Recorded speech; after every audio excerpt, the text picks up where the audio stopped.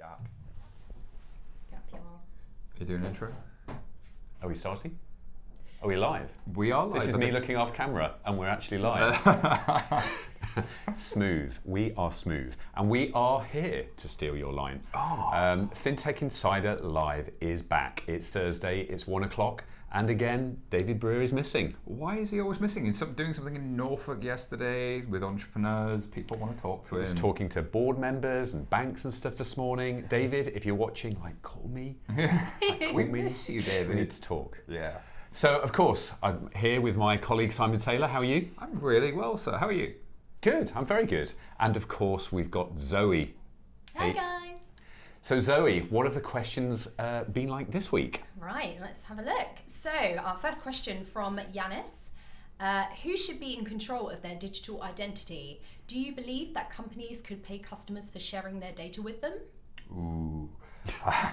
Do we? But so who should be in control of their identity? I think implied in the question is this emotive answer that you should be in control of your identity. But that's easier said than done, because the nature of identity, the assumption is an identity is a legal definition of when a company or country goes, you're you. That's Jason. That would look great in 3D vision. Yeah, actually.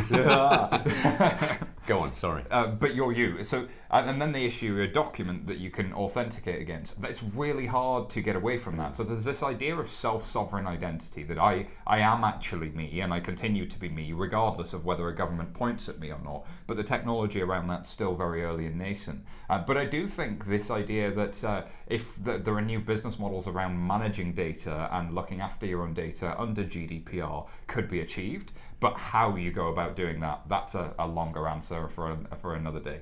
Maybe for a podcast. There you go.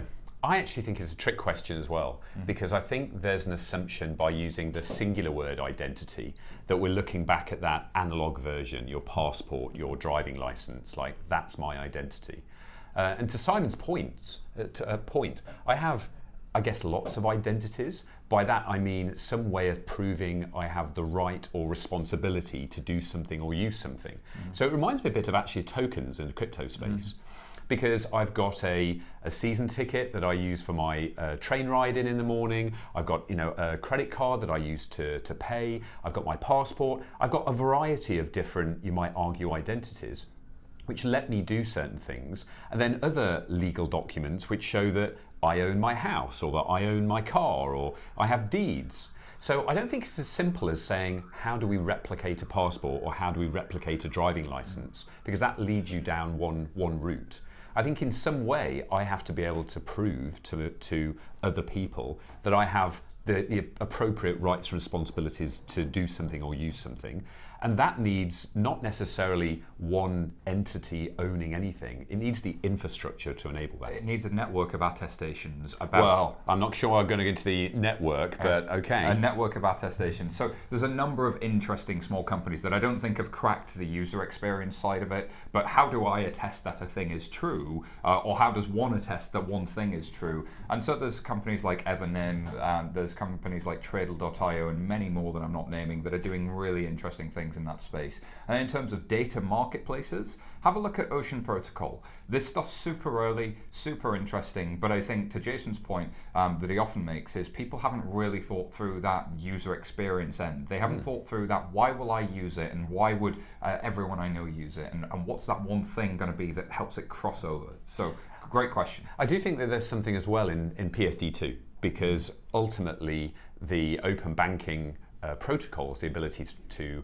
prove or to allow a third party to access your data, your banking data, and to transact on your behalf, actually means that we kind of have an identity in there that could be used in a variety of different ways. So I think even outside of this nascent sort of network of trust, there are going to be some things coming along in the next year that I'd love to see some of these new identities built on. A lot more to discuss for sure. Zoe. Thanks guys, and thank you Janis for the question.